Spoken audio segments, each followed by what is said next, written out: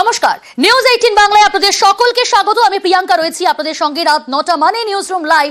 আর news room লাইভের শুরুতেই গুরুত্বপূর্ণ খবর। 26-এর ভোটে নজর ভোটার লিস্টে, কারণ ভোটার লিস্টে কারচুপির অভিযোগ। ভোটার তালিকায় কারচুপি রুখতে এবার কোমর বেঁধে নামার নির্দেশ।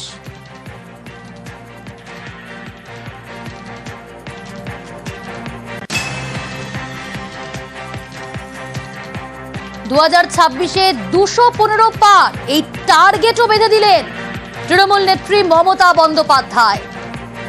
26-এর বিধানসভা ভোটে তৃণমূল পাবে 215-র বেশি আসন, টার্গেট বেঁধে দিলেন তিনি।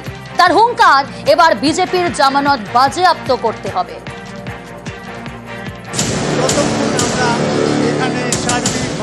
পরের বছর রাজ্যে বিধানসভা ভোট, সেই ভোটের দামামা বাজিয়ে দিলেন মমতা বন্দ্যোপাধ্যায়। নেতাজি ইন্ডোরে তৃণমূলের বিশেষ অধিবেশন, এই মঞ্চ থেকেই 26-এর টার্গেট ঠিক করে দিলেন তৃণমূল নেত্রী। আমরা 215 পার করব, তারপরে কোনো কথা। এবারেও বিজেপি যে সিট পেয়েছে সেটা পেতে দিলে চলবে না। তো আমি বলেছি 2/3 মেজরিটি তো থাকবেই, তার বেশি আপনাকে নিয়ে আসতে হবে। বিজেপির জামানত জব্দ করতে হবে, এবারে জামানত জব্দ করার পালা। এদিনের অনুষ্ঠানে প্রথমে অভিষেক সুর চড়ান।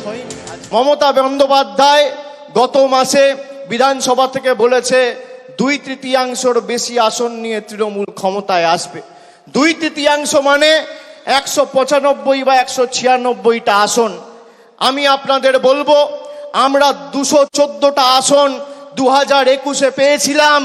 সেই লক্ষ্য অবিচল থেকে আমাদের সেই মাপকাঠি পেরিয়ে 215-র বেশি আসন নিয়ে চতুর্থবার যাতে বাংলার মুখ্যমন্ত্রী মমতা বন্দ্যোপাধ্যায় হয়, সেটা আমাদের সকলকে সুনিশ্চিত করতে হবে। অভিষেক যেটা বলেছে অ্যাকচুয়ালি কারেক্ট, আমি ওইটাই মেন করতে চেয়েছি, আমি সবটা বলি না। আর ওই 215 যেটা বলেছে, এখন আমাদের কাছে 220-21 আছে, বিজেপির থেকেও অনেকে জয়েন করেছে। আমরা 215 পার করব, তার থেকে বেশি হবে তো কম হবে না। ওই বলেছিল না আগের বার এসে, ইসবার 200 পার, হিসেবটা মিলিয়ে নেবেন ইসবার কি করবে তৃণমূল কংগ্রেস। এবারে জামানত জব্দ করার পালা। খেলা নাম্বার 1 ভোটার লিস্ট, খেলা নাম্বার 2 মানুষের সাথে যোগাযোগ করে বাড়ি বাড়ি গিয়ে সংযোগ স্থাপন করা, খেলা নাম্বার 3 সংগঠনকে শক্তিশালী করা, আর খেলা নাম্বার 4 বিজেপির হবে হার। ইলেকশন যত এগিয়ে আসবে দেখবেন এজেন্সির তৎপরতা বাড়বে। ইলেকশন আসলেই মনে পড়ে তৃণমূলের কাকে কাকে চার্জশিট দিতে হবে, তৃণমূলের কাকে কাকে জেলে ভরানো হবে। জেলে তো ভরেছেন অনেককেই, কটা প্রমাণ করতে পেরেছেন আজ পর্যন্ত? লজ্জা করে না? আরজিকর কেসের আজ পর্যন্ত সমাধান করতে পারেননি। 2027 থেকে 29-এর মধ্যে বিজেপির ক্ষমতা শেষ। 2-3 বছরের বেশি আয়ু ওদের নেই। কাজেই বাংলাকে ওরা টার্গেট করেছে, তার কারণ অন্য কেউ লড়তে পারে না, বাংলা লড়তে পারে। বাংলা সর্বধর্মে বিশ্বাস করে। বিজেপিকে এখন আমি বলবো কমরেড, গেরুয়া কমরেড, ওপরটা হলুদ ভেতরটা লাল। কই গৌরী কমরেড, একবারও তো জিজ্ঞেস করেন না আপনি দিল্লি কদিন ছুটি দেন? छठ पूजा में भी हम 2 दिन छुट्टी देता है, आप कितना दिन देता है? বিশ্বকর্মা পুজো হাফ ছুটি হয় সরকারি ক্যালেন্ডারে, কিন্তু স্কুলগুলো ছুটি থাকে। কোনো একটা অফিসার কালকে একটা বদমাইশি করেছিল, সে সাসপেন্ড হয়ে গেছে কর্পোরেশন থেকে। যারা ভালো কাজ করছেন তাদের পদোন্নতি করব আমরা, কিন্তু যারা কাজ করেন না, শুধু ভাষণ দেন আর বিবৃতি দেন আর শুধু পার্টিকে সমালোচনা করেন, মানুষের পাশে থাকেন না, তাদের জন্য আমার কোনো দয়া মায়া নেই। আমার দয়া মায়া আছে আমার মাটির ঘরের ছোট্ট কর্মীটার ওপরে, যে কর্মীটা বুক দিয়ে জোড়া ফুলকে আগলে রাখে। যে প্রার্থী হবে সিম্বলিক কথা। আমি দেখছি ইদানিং দু একটা নেতা হয়েছেন, কেউ বলছেন আমি সিম্বল চিনি না বলে তার নেতার নাম বলছে। মনে রাখবেন, আমি কিন্তু রোজ খুঁটিয়ে খুঁটিয়ে ফেসবুক দেখি, টুইটার দেখি। প্রতীকটা না থাকলে আপনি এমএলএ হতেন না, আর প্রতীকটা না থাকলে আপনি কাউন্সিলরও হতেন না, প্রতীকটা না থাকলে আপনি গ্রাম সভায় যেতে পারতেন না। প্রতীকটা মেন। কোথায় ছাত্র যৌবনরা, কোথায়? একসাথে লড়াইটা হবে তো নিজেদের মধ্যে আরো বেশি করে কোঅর্ডিনেশন বাড়াবার জন্য। এর থেকে বেশি কিছু আমার বলার প্রয়োজন নেই। বীরভূমে যারা আছে তারা নিজেদের মতো করে, তাদের কোর কমিটি আছে, কোর কমিটি নিয়ে করবে, সবাইকে নিয়ে। কেষ্ট কাউকে কিন্তু বাদ দেওয়া যাবে না। কাজলকেও কনফিডেন্সে নিতে হবে, আশিস দাকে আর শতাব্দীকেও মাঝে মাঝে ডেকে নেবে। নিউজ 18 বাংলা। তিনি নাকি নতুন দল তৈরি করছেন, তিনি নাকি বিজেপিতে যোগ দিচ্ছেন, এরকম একের পর এক জল্পনা, আর সবকটারই জবাব দিলেন অভিষেক বন্দ্যোপাধ্যায়। অভিষেক বন্দ্যোপাধ্যায় বিজেপিতে যাবে? আরে আমার গলা কেটে দিলে কাটা গলা থেকে মমতা ব্যানার্জি জিন্দাবাদ বেরোবে। আমি বেঈমান নই। আমরা তাকে আহ্বান করছি। অভিষেক বন্দ্যোপাধ্যায় তৃণমূলের সর্বভারতীয় সাধারণ সম্পাদক, ডায়মন্ড হারবারের তৃণমূল সাংসদ। ইদানিং অভিষেককে নিয়ে নানা গুঞ্জন, সে সব কিছুরই জবাব দিলেন অভিষেক বৃহস্পতিবার নেতাজি ইন্ডোরে তৃণমূলের বিশেষ অধিবেশনের মঞ্চ থেকে।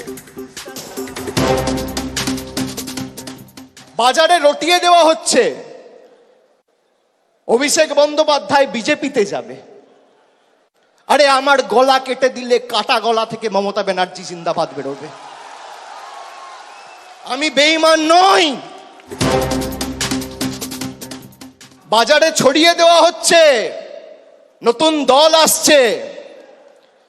বিজেপির হাতে কলকে আর তামাক খেয়ে কয়েকটা সংবাদ মাধ্যম আর দু চারটে সাংবাদিক এই কাজটা করছে। আমি তাদের নাম করে এই সবার পরিবেশ নষ্ট করব না। অভিষেক বন্দ্যোপাধ্যায়ের বিরুদ্ধে ইডি চার্জশিট দিয়েছে, সিবিআই চার্জশিট দিয়েছে, দু জায়গায় খালি আমার নামটা লিখেছে। তাও অভিষেক বন্দ্যোপাধ্যায় কে, বাড়ি কোথায়, সাংসদ না বিধায়ক না পঞ্চায়েত প্রধান, কোথায় থাকে, কার ছেলে, কোনো পরিচয় নেই। আমি সকাল বিকেল কথা পাল্টাই না। 5 বছর আগে কোভিডের সময় 2020 সালে বলেছিলাম যে আমার বিরুদ্ধে যদি সিবিআই বা ইডি প্রমাণ করতে পারে বা তথ্য দিতে পারে আদালতে যে আমার প্রত্যক্ষ বা পরোক্ষ মদতে কোনো ভুল হয়েছে, কোনো দুর্নীতি হয়েছে, কেউ 10 পয়সা তুলেছে, আপনাকে চার্জশিট দিতে হবে না, সামান দিয়ে আমায় ডাকতে হবে না, ফাঁসির মঞ্চ করুন, গৃহে মৃত্যুবরণ করব। আপনার কাছে প্রমাণ থাকলে প্রমাণ দেবেন। আপনি কি ভাবছেন ধমকে চমকে দমিয়ে রাখবেন? আমি অন্য ধাতুতে তৈরি। মানুষের কাছে যাব, মাথা নত করে সমর্থন চাইব। নিউজ 18 বাংলা। 26-এর ভোটে নজর ভোটার লিস্টে, কারণ ভোটার লিস্টে কারচুপির অভিযোগ।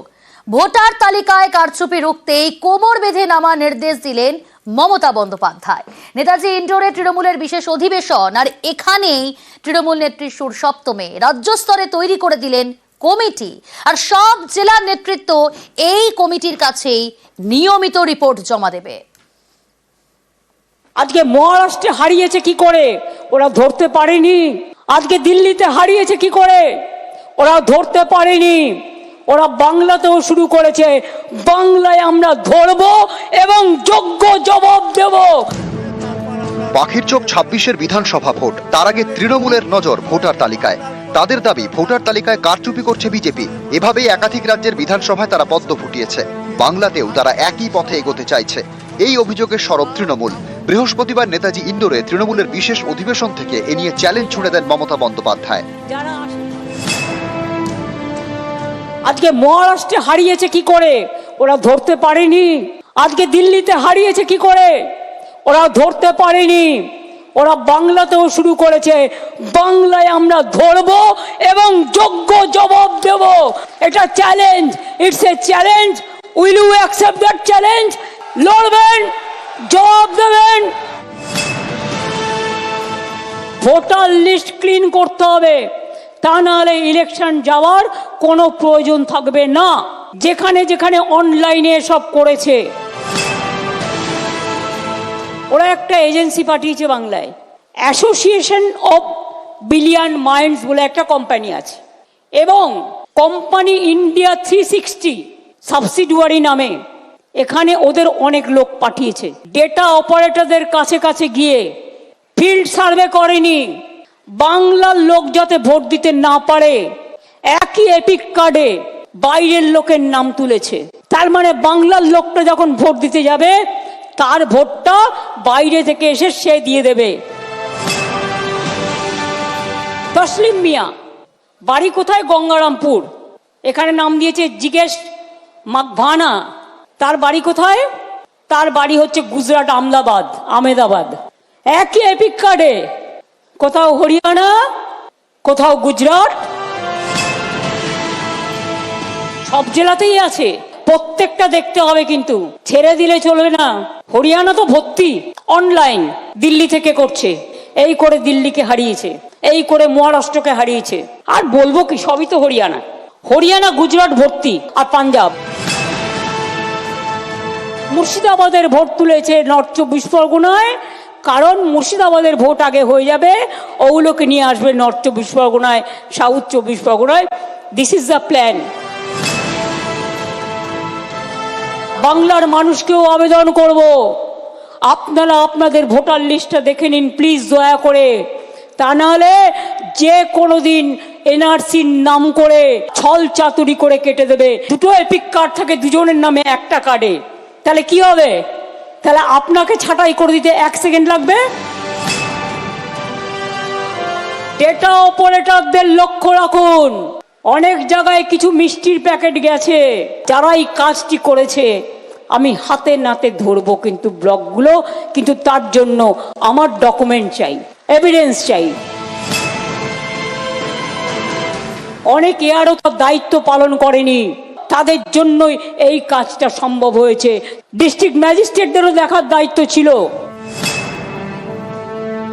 প্রথম কাজ হচ্ছে ভোটার লিস্ট, এটা বুথের কর্মীদের করতে হবে। জেলা সভাপতিরা ইমিডিয়েট দায়িত্ব নিয়ে বুথের কর্মীদের নামান। যে জেলা প্রেসিডেন্ট এটা পারবেন না, আমি কিন্তু সেখানে চেঞ্জ করতে বাধ্য হব।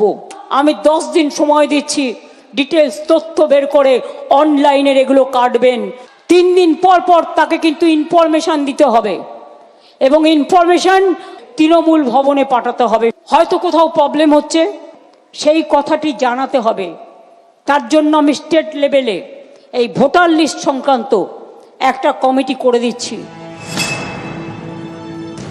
এমপিদের আমি রিকোয়েস্ট করব, আগামী দিন অ্যাসেম্বলি ইলেকশন আছে, এর ওপর আপনাদের ভাগ্য নির্ভর করছে। তার কারণ আমি বিজেপিকে বিশ্বাস করি না। জোর করে 1 নেশন 1 ইলেকশন করে আবার কিন্তু লোকসভা ইলেকশন, অ্যাসেম্বলি ইলেকশন একসাথে করতে পারে। সুতরাং আপনাদেরও অলরেডি অ্যালার্ট হতে হবে, টেক কেয়ার করতে হবে, যে কোনো পরিস্থিতির জন্য প্রস্তুত থাকতে হবে। আমি বিজেপিকে বিশ্বাস করি না। যারা দেশ চালাতে পারে না তারা দেশ দখল করবে, ভোটার লিস্টে কারচুপি করে আর এজেন্সি লাগিয়ে। দেখি এজেন্সির কত ক্ষমতা, এজেন্সির ক্ষমতা বড় না মানুষের ক্ষমতা বড়, এটা আমরা দেখতে চাই। যেখানে ওরা লোকসভায় যে অ্যাসেম্বলিগুলোতে একটু কম ভোটে হেরেছে, সেই অ্যাসেম্বলিগুলোতে এই ভোটগুলো বেশি করে ঢোকাবার চেষ্টা করছে। সেই অ্যাসেম্বলিগুলোতেও বেশি করে কেয়ার নেবেন প্রত্যেকে। আমরা 26 দিন অনশন করতে পারলে ইলেকশন কমিশনকেও গণতন্ত্র ফিরিয়ে দেওয়ার দাবিতে আমরা কিন্তু ওখানে ধর্ণা দিনের পর দিন দিতে পারি। আমরা দিল্লি নই, আমরা মহারাষ্ট্র নই, আমরা বাংলা। নিউজ 18 বাংলা। কয়েক মাসেই বেড়ে যাচ্ছে লক্ষ লক্ষ ভোটার। দিল্লি